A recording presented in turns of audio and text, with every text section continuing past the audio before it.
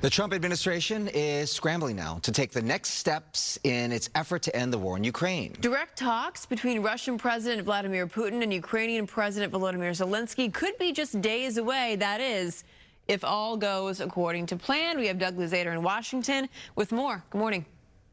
Good morning. Yeah, it's a big if. And these peace talks seem to be moving closely, or this process seems to be moving quickly. But it may run into a brick wall if Putin doesn't cooperate.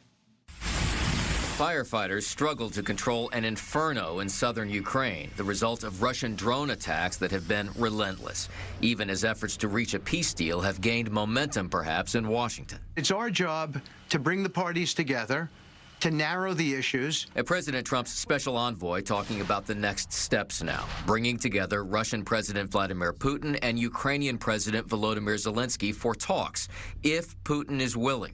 And while U.S. and European leaders are pressing for security guarantees for Ukraine, the White House later made it clear that U.S. troops would not be directly involved. The president has definitively stated U.S. boots will not be on the ground in Ukraine, but we can certainly help in the coordination. Earlier in a phone interview, the president said there could be some kind of European troop presence, though. Some of them, France and Germany, a couple of them, UK, they want to have boots on the ground. I don't think it's going to be a problem, to be honest with you. But security guarantees could be a big problem with Putin, even as the president said he pressed the point during last week's talks in Alaska. And one of my sources told me that before this, it was all niet, niet, niet from Putin. That was a non-starter, and it's a different tone now. But will that change in tone be enough to bring this conflict to an end?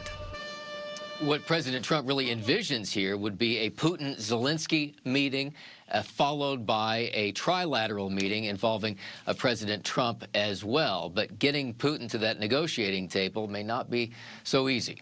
Bob and Jen. So the president said that there would be no boots on the ground with regard to these security guarantees, but that doesn't mean the U.S. wouldn't be involved at all. And he seemed to indicate the U.S. probably would be involved in some kind of a support effort around European troops that probably would be on the ground there in Ukraine. But even that may be a bridge too far for Putin.